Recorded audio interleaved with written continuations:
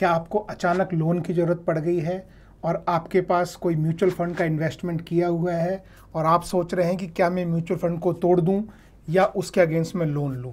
तो मैं आप लोगों को बताना चाहता हूं, आज की म्यूचुअल फंड तोड़ने की बजाय आपको उस पर लोन लेना एक आसान ऑप्शन होता है और आप अपना इन्वेस्टमेंट कंटिन्यू कर सकते हैं। म्यूचुअल फंड के अगेंस्ट लोन कैसे आप ले सकते हैं, ये बहुत ही सिंपल सा प्रोसेस है, पूरा ऑनलाइन प्रोसेस है। मैं आपको स्टेप बाय स्टेप जो है वो मैं दिखाऊंगा। तो चलिए शुरू करते हैं आज का वीडियो। तो लोन लेने के लिए सबसे आसान जो वेबसाइट है वो है वोल्ट मनी। उसका लिंक मैं आपको नीचे डिस्क्रिप्शन में मैं प्रोवाइड कर दूंगा।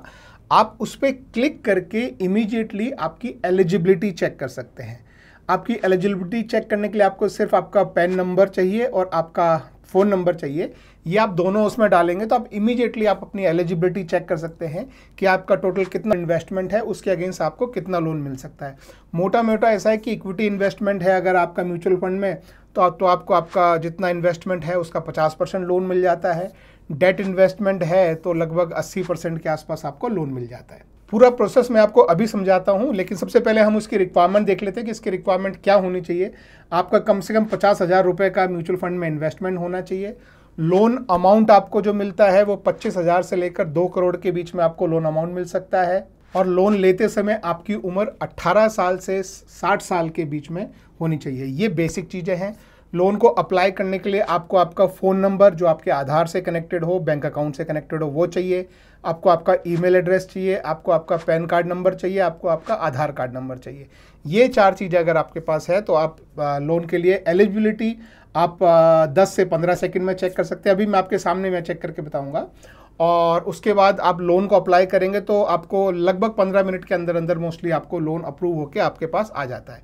इसमें अच्छी बात यह है दोस्तों कि ये जो पूरा जो लोन आप लेते हैं ये ओवरड्राफ्ट या ओडी जिसे हम बोलते हैं, जैसे बैंक्स जो है करंट अकाउंट पे नॉर्मली जो है कंपनीज को प्रोवाइड करती है। मान लीजिए आपका 1 लाख का इन्वेस्टमेंट है और आपको 50,000 का लोन एलिजिबल हुआ है।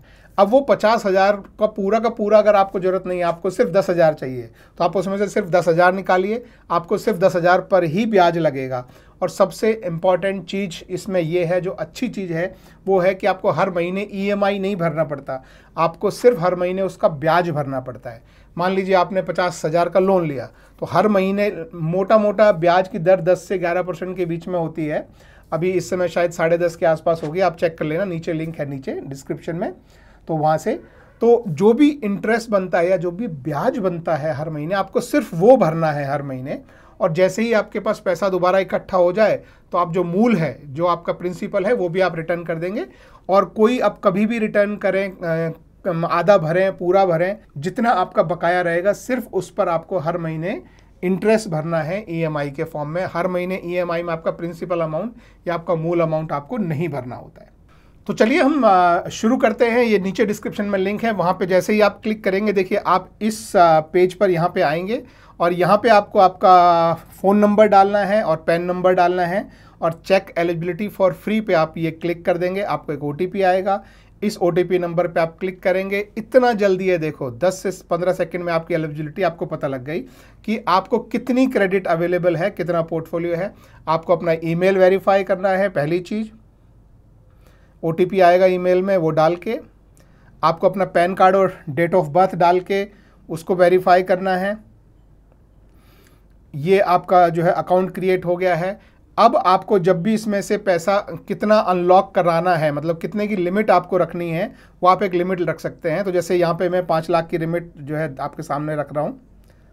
ये जरूरी नहीं कि 5 लाख पूरा निकालें, ये आप लिमिट सेट कर रहे हैं कि इतना मैं लोन ले सकता हूँ, इतने पे ब्याज नहीं लगता है। देखिए अब 5 लाख अनलॉक हो गया है।